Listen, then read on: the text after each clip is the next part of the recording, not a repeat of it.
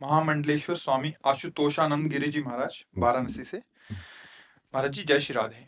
महाराज जी, आप संत समाज के प्रेरणा स्रोत हैं। श्री राधा नाम की महिमा आज सबके मानस पर है।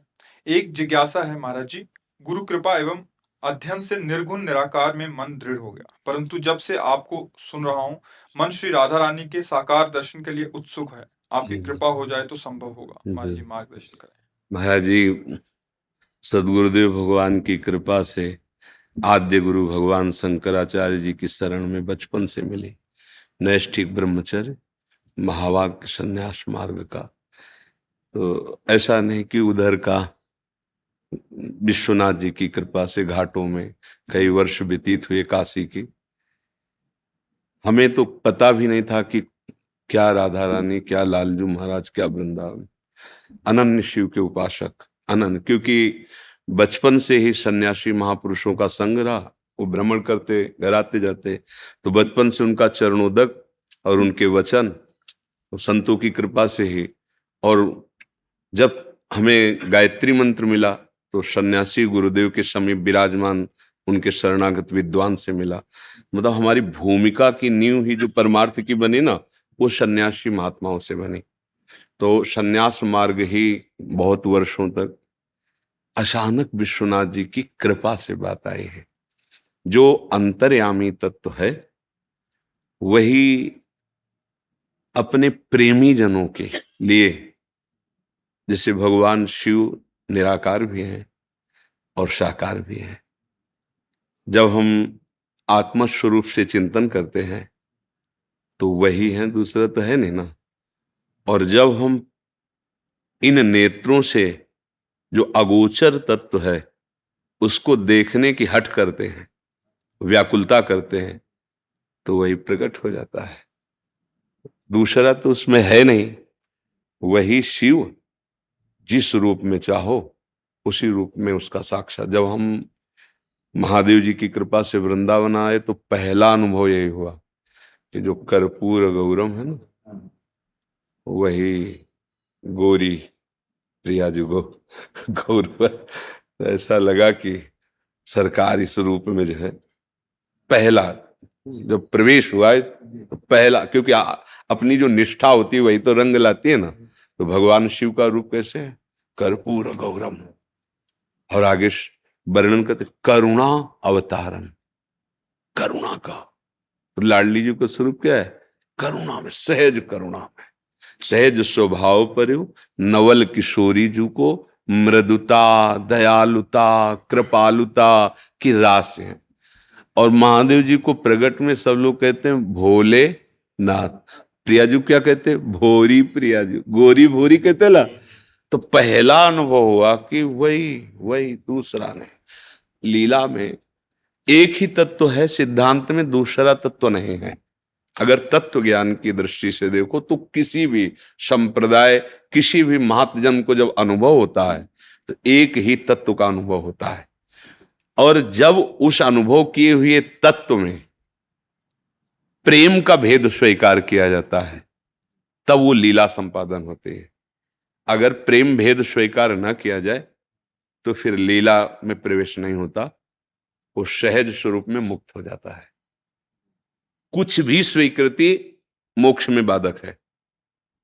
जो मोक्षाभिलाषी है, सत असत कुछ भी स्वीकृति नहीं, कोई भी, हाँ, कोई चाहत ही नहीं, न सत न असत, तभी तो स्वरूप को प्राप्त होता है। अच्छा, दर्शन की जो अभिलाषा है। हाँ, अब कह रहे हैं, अब इसके आगे की बात है। जैसे वासुदेवा स्वरमित सा महात्मा सुदुर्लभा, इसके अनुभव के बाद जो प्रीति लीला होती है। देखो, आद्य गुरु भगवान शंकराचार्य जी महाराज की ही जूठन और चरण रज से ब्रह्म बोध होता है। वो कह रहे हैं सत्यपि भेदाप गमे नाथ तवाहम न माम की नस्तुम। समुद्र से तरंग प्रकट होती महाराज।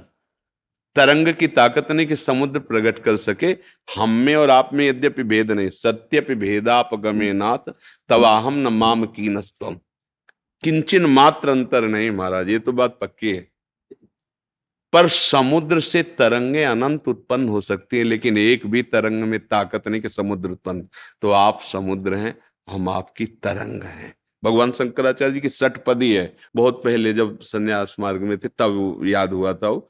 तो उसमें है कि समुद्र से तरंग उत्पन्न होते, आचार्य हैं ब्रह्मबोध कराने वाले, कोई और नहीं है। माँ और भगवान शिव दो नहीं है, पर जब माँ का स्तवन करते हैं तो कहते हैं ना मोक्षास्याकांक्षा भव विभव वांछा पिचन में।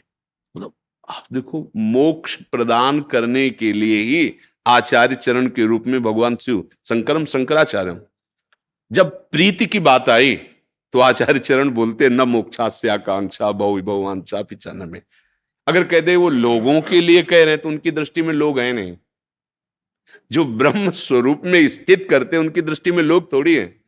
हाँ, तो जहां प्रीति की बात आती है तो फिर वहां अभेद होते हुए भी, हाँ, वो भाव का भेद है, तत्व भेद नहीं होता। समझ रहे ना? जैसे कि भेद में अविद्या है, कहीं भी भेद है, द्वैत है तो अविद्या है, पर ये जो प्रेम का भेद है ये अविद्या पर विजय प्राप्त की हुई है। जो जीवन मुक्त महापुरुष हैं ये प्रेमाद्वैत है। प्रेम गलियति साकरिता में दो न समाये। प्रेम जब रंग चढ़ाता है अपना तो दो रहते ही नहीं, प्रेम का स्वभाव है वो एक कर देना, और जब खेलता है तो दो के बिना होता नहीं है। बड़ा ये मतलब सूक्ष्म तरम अनुभव स्वरूपम प्रतिक्षण वर्धमानम, जो प्रेम का स्वरूप वर्णन किया गया है। हाँ, तो बोधवान महापुरुष द्वैत से अद्वैत और फिर अद्वैत में जो प्रीति प्रकट हुई और उसके साथ जब खेलने का मन हुआ, किसके साथ?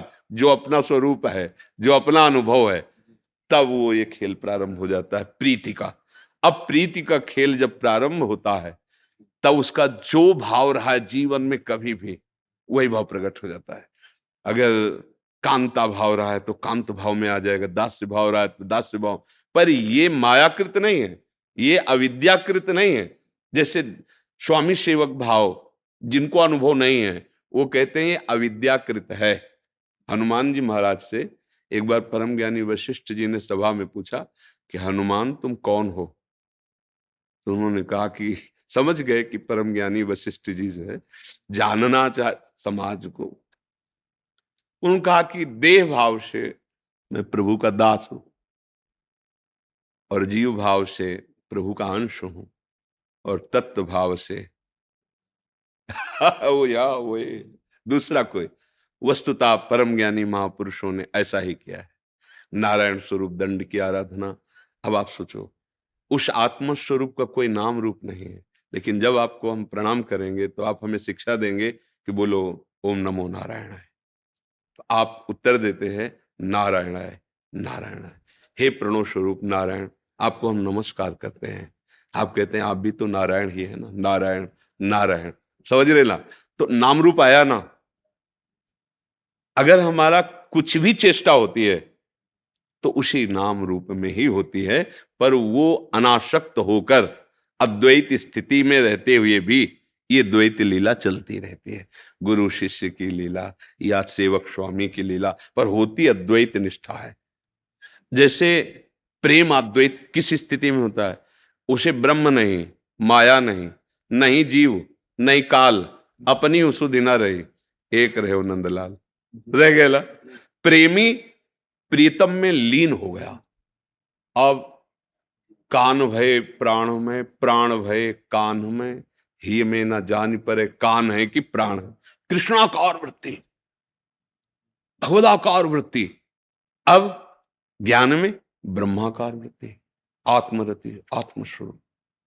जितना स्थूल दे, सूक्ष्म दे, कारण दे, सबकी विस्मृति, सब माया का व्यतिरेक, अन्वय, दो ही पद्धतियां हैं।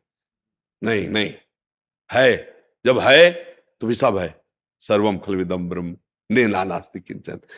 तो हमें लगता है कि जो विशेष कृपा पात्र जन हैं प्रभु के, तो आत्मबोध होने पर भी वो प्रीति छोड़ते नहीं है।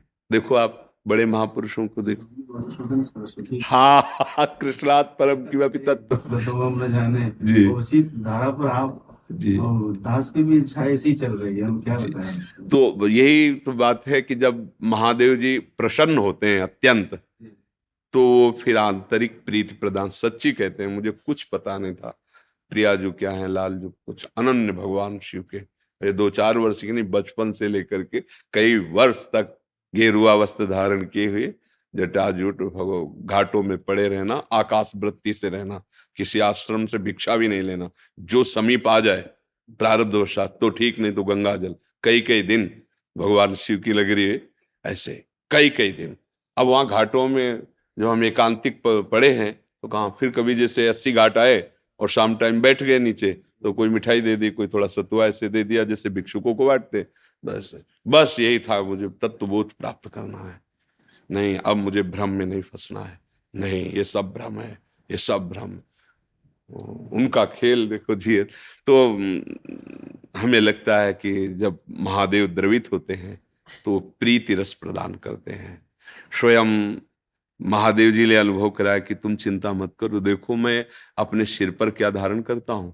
मैं अपनी दृष्टि से गंगा को रोक सकता था, लेकिन हमने अपनी जटाओं पे धारण किया। गांगम वारी मनोहारी मुरारी चरणच्युतम त्रिपुरारी शिरश्चारी पापापहारी पुनातुमाम। ये क्या है? मुरारी चरणच्युत। ऐसे भी गंगा को रोक सकते थे, देवाधिदेव महादेव हैं, जटाओं की जरूरत थोड़ी थी, दृष्टि से रोक लेते। अरे जिनके संकल्प से अनंत ब्रह्मांडों का लय हो जाता है, उन महादेव जी के लिए गंगा जी को रोकना। पर गंगा जी है कौन? प्रभु का चरणामृत। तो ऐसे ऐसे ऐसे ले गंगा जी को था कि कौन रोकेगा। पर जब जटाओं में आई तो जटा कटा संभ्रमम ब्रह्म निलंप निर्जरी बिलो लवी चिवल्लरी विराजमान मूर्ध। भूल गई, निकलने का रास्ता ले मिला महादेव जी के जटाओं में। उन्हीं की कृपा से भक्ति, जा पर कृपा न करें पुरारी, शो न पाओ मुनि भगत हमारी। बस हम कभी अपने मन की नहीं की, हमारे मन में जब कोई स्फुरणा हुई और उसका प्रमाण मिला है कि हमारे आराध्य देव ऐसा चाहते हैं, तो चाहते तो विधान बनाइए, वैसे विधान बनता चला जाता है। और ये सब तो महादेव जी की कृपा। अगर राधा नाम में प्रीति हो रही है, राधा नाम में भाव बन रहा है, तो महादेव जी की असीम कृपा से, इसमें कोई संशय नहीं, क्योंकि उस मार्ग से ही चलते हुए ये केवल भगवान विश्वनाथ जी। देखो प्रीति का निर्वाह तो वो करते हैं, उन्हीं। सब नाम उन्हीं के, तो कोई भी नाम आधार हो सकता है। हाँ, और जिसमें देखो, बस इसमें समझना है, बहुत प्राकृतिक उदाहरण है।